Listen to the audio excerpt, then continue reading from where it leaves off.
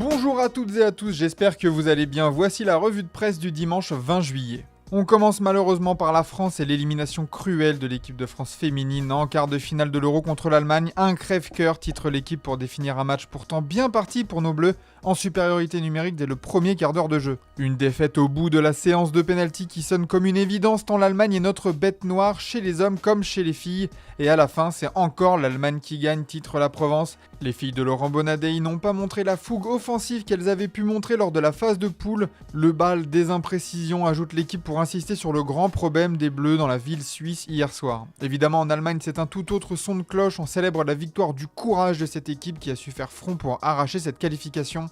Anne-Catherine Berger, la gardienne allemande, est évidemment mise à l'honneur, elle qui a stoppé 2 tirs au but, marqué le sien lors de la séance décisive et a surtout réalisé une parade exceptionnelle en fin de prolongation pour sauver son équipe. Notre titan avec la gourde, titre Bild en référence avec les indications inscrites sur la gourde qui ont pu l'aider à stopper les tirs au but français. La demi-finale opposera donc l'Allemagne à l'Espagne, gros choc en vue et pour les Françaises une grosse déception.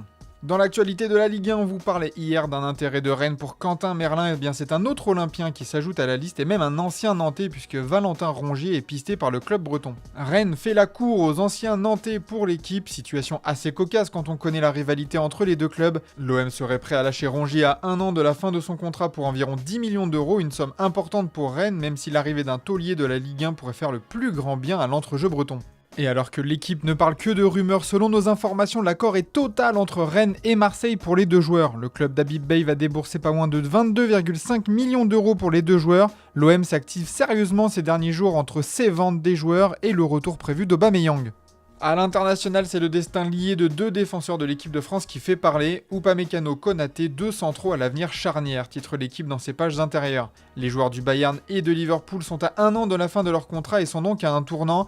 Konaté est pisté par le Real Madrid, on le sait depuis quelques semaines. Le club merengue pourrait réaliser un nouveau coup à la Trent Alexander-Arnold. Mais pour Upamecano, un départ n'est pas aussi certain. Le joueur se plaît en Bavière, sa relation avec Vincent Kompany est au beau fixe et il ne prolongera pas à moindre coût cependant. Pour le moment, les discussions continuent. Direction l'Italie maintenant avec une bataille entre clubs anglais pour un joueur français. La première ligue sur Kolo Muani titre tout au sport aujourd'hui. Le quotidien italien indique que Newcastle, Manchester United et Chelsea sont entrés dans la course pour signer l'attaquant français. La Juventus garde l'avantage dans le dossier, cependant le joueur aimerait apparemment rester dans le Piémont, mais en cas de mauvaise surprise, Turin a un plan B. Juve, la carte Højlund, pouvons-nous lire dans le Corriere dello Sport aujourd'hui. Le buteur danois ne serait pas retenu par Manchester United, c'est donc un possible jeu de chaises musicales entre numéro 9 auquel on pourrait assister. Toujours en Serie A, le Napoli serait prêt à jouer un mauvais tour à son rival de l'Inter et shipper Ademola Lookman. Lookman, tentative du Napoli, indique le Corriere dello Sport aujourd'hui. Le club du sud de l'Italie a proposé un salaire plus important aux joueurs de l'Atalanta, 5 millions d'euros par an plutôt que les 4 proposés par l'Inter. Mais toujours selon le quotidien italien, l'Inter se sent en avant sur ce dossier. Le joueur a accepté la proposition Nerazzurri, a donné sa parole de ne pas parler à une autre équipe, affaire à suivre. En tout cas, dans la Gazzetta dello Sport, on s'enflamme déjà sur cette possible arrivée chez les Nerazzurri. Ademola est l'étoile pour sauver l'Inter, peut-on lire dans le quotidien aux pages roses, rien que ça. Toujours à l'Inter, tout est prêt pour un changement de cap selon la Gazzetta dello Sport sur sa une. Granit Xhaka est en effet prêt à arriver dès que Hakan Çalhanoğlu sera parti du club. Et c'est une offre de 10 millions d'euros pour les Verkusen qui est sur le point d'être envoyée par les Nerazzurri. On passe maintenant au pays du flamenco où tout est une question de prolongation au Real Madrid. Prolongation dans l'air, titre AS aujourd'hui concernant le dossier Vinicius. On vous en parlait vendredi matin dans la revue de presse. L'Arabie Saoudite serait sur le point de faire une offre titanesque au Real Madrid pour le joueur et AS confirme que les négociations de contrat entre Vini et le Real sont au point mort. Prolongation congelée, pouvons-nous lire aussi dans les pages intérieures, les discussions devraient reprendre cependant en 2026 pour le joueur. AS précise aussi qu'aucune offre saoudienne n'est officiellement sur la table pour le moment. En revanche, une bonne nouvelle au Real Madrid, la prolongation qui fait plaisir, c'est Thibaut Courtois. Le gardien belge a prolongé d'1 année chez les merengues, gardien pour un moment, titre même Marca sur sa une. Une prolongation d'1 saison seulement qui entre dans la stratégie connue du club de n'offrir qu'une année à partir de 32 ans. En manque de repères défensifs pour la saison à venir, Xabi Alonso pourra cependant bien compter sur un des meilleurs gardiens du monde, au moins une bonne nouvelle cet été. Au Barça, c'est enfin le jour de gloire, tout est bouclé pour Marcus Rashford, c'est en tout cas ce qu'avance Mundo Deportivo en une, Rashford coulé. Le journal catalan ajoute même que le joueur anglais est l'élu, on s'emballe vite effectivement du côté de Mundo Deportivo après les refus de Nico Williams et l'échec Luis Diaz, Rashford arrive enfin pour renforcer l'aile gauche de l'attaque catalane et c'est un sacré coup sur le plan économique. On parle en effet d'un prêt d'une saison assorti d'une option d'achat de 30 millions d'euros, le joueur a même baissé son salaire de 25% pour venir au Barça, un refort à moindre coût donc comparé aux 40 millions d'euros de transfert demandés au départ par le club anglais. Le Barça pourra aussi compter sur une recrue surprise pour Marca, Marc Bernal. Jeune joueur issu de la Masia, le milieu défensif de 18 ans va revenir dans l'équipe première la saison prochaine et pourra montrer ce qu'il vaut à ses dirigeants.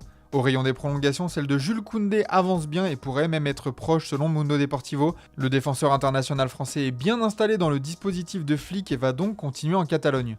On se tourne vers l'Angleterre où l'arrivée de Rashford fait aussi du bruit. L'heure de Rashford, titre le Manchester Evening News, il est sur le point d'arriver et c'est enfin la fin du chapitre pour lui. La fin de l'aventure dans son club d'enfance de Manchester United ne s'est pas bien passée, mais pour le Sunday Mail, c'est simple, soit il se relance à Barcelone, soit il est bousillé. C'est donc un transfert qui ressemble à une dernière chance pour le joueur de seulement 27 ans à Hansi Flick de le remettre à l'endroit. Autre joueur anglais en difficulté dans un club de Manchester, Jack Grealish n'est toujours pas parti de City et selon Andy Dunn du Sunday Mirror, Everton serait l'endroit idéal pour le relancer.